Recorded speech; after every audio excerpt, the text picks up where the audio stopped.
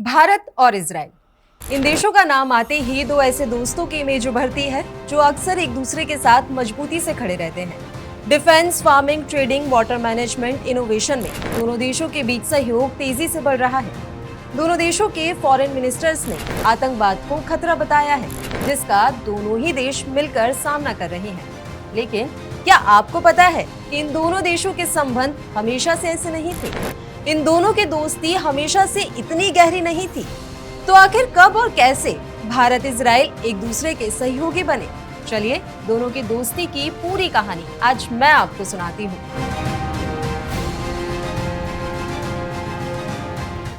भारत ने 1950 में इजराइल को मान्यता दी, लेकिन पूरे डिप्लोमेटिक रिलेशंस 1992 तक स्टैब्लिश नहीं हुए। भारत ने इजराइल को नई दिल्ली में एम्बेसी खोलने की भी परमिशन नहीं दी, क्योंकि वो उस समय अरब देशों के साथ रिलेशंस को प्रायोरिटी देता था।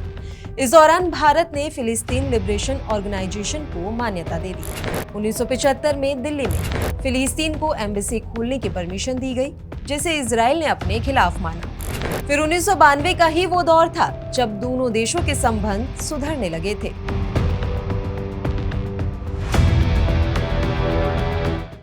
सोवियत संघ के विघटन के बाद भारत की नॉन अलाइनमेंट पॉलिसी का इम्पैक्ट कम हो गया। भारत ने वेस्टर्न कंट्रीज, स्पेशली अमेरिका और इसके सहयोगी इजराइल के साथ रिलेशंस बढ़ाने शुरू किए। 1990 में कई अरब देशों जैसे जॉर्डन और मिस्र ने इजराइल के साथ शांति समझौते कर लिए।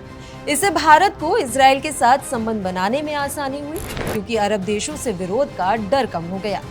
फिर नरसिम्हा राव सरकार ने जनवरी 1992 में इजराइल के साथ पूरी तरीके से डिप्लोमेटिक रिलेशंस बनाए। ये भारत की विदेश नीति में एक ऐतिहासिक बदलाव था। दोनों देशों ने दिल्ली और तेल अवीव में अपनी एम्बेसीज खोली। इजराइल ने स्पेशली 1992 के बाद भारत को डिफेंस, टेररिज्म और टेक्निकल एरियाज में सपोर्ट किया। इजराइल भारत को एक स्ट्रेटेजिक पार्टनर मानता है। 1992 के बाद से दोनों देशों के बीच कोई बड़ा विरोध नहीं देखा गया। भारत ने ग्लोबल इकोनॉमी के साथ इंटीग्रेशन शुरू किया। भारत को पाकिस्तान स्पॉन्सर्ड टेररिज्म का सामना करना पड़ रहा था। इजराइल, जो खुद टेररिज्म से जूझ रहा था, भारत के लिए एक नेचुरल पार्टनर बना। दोनों देशों ने खुफिया जानकारी साझा करने और एंटी टेररिज्म ट्रेनिंग में सहयोग शुरू किया। इजराइल ने भारत को एडवांस वेपन्स जैसे मिसाइल सिस्टम, ड्रोन और रडार दिए। इसके बाद एक ऐसा मौका आया जब इजराइल ने खुलकर भारत का साथ दिया और एक सच्चे दोस्त की तरह साथ खड़ा नजर आया।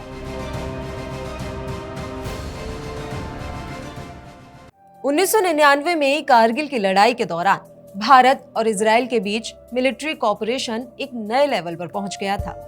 इजराइल ने भारत को खुफिया जानकारी के साथ मोर्टार, निगरानी करने वाले ड्रोन और लेजर गाइडेड बम दिए। इससे भारत को ये लड़ाई जीतने में मदद मिली।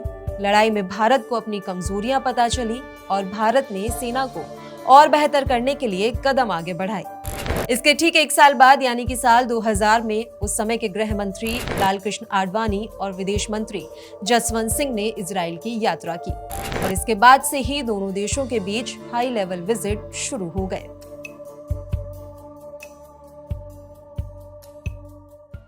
– 2003 में एरियल शैरोन भारत की यात्रा करने वाले इजराइल के पहले प्राइम मिनिस्टर बने।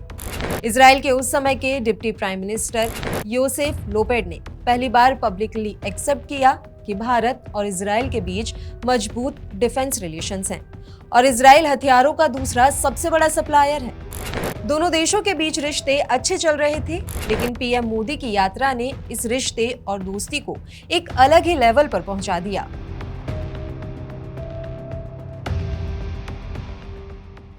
2017 में पीएम मोदी ने इजराइल की यात्रा की। इससे भारत इजराइल के संबंध एक अलग स्तर पर पहुंचे। इजराइल ने भी माना कि भारत के साथ उसके संबंध काफी गहरे हैं और पब्लिकली इसे एक्सेप्ट भी किया। मनमोहन सिंह की सरकार भारत इजराइल के बीच डिफेंस कोऑपरेशन और स्ट्रेटेजिक पार्टनरशिप पर ज्यादा बात करने से बचती थी। यूपीए सरकार ने दोनों देशों के बीच एग्रीकल्चर, साइंस एंड टेक्नोलॉजी पर ज्यादा फोकस किया। लेकिन पीएम मोदी की सरकार में दोनों देशों के संबंध हर तरीके से सबके सामने आए और दोनों ने इन्हें माना भी। भारत के लिए इजराइल की इम्पोर्टेंस आप ऐसे ही समझ लीजिए कि नेतन्याहू ने अपने इलेक्शन कैंपेन में पीएम मोदी के साथ अपनी तस्वीरें भी दीवारों पर टंगवा दी थी। तो ऐसा कह सकते हैं कि मोदी नेतन्याहू के राज में ही दोनों देशों के संबंध काफी मजबूत हुए हैं।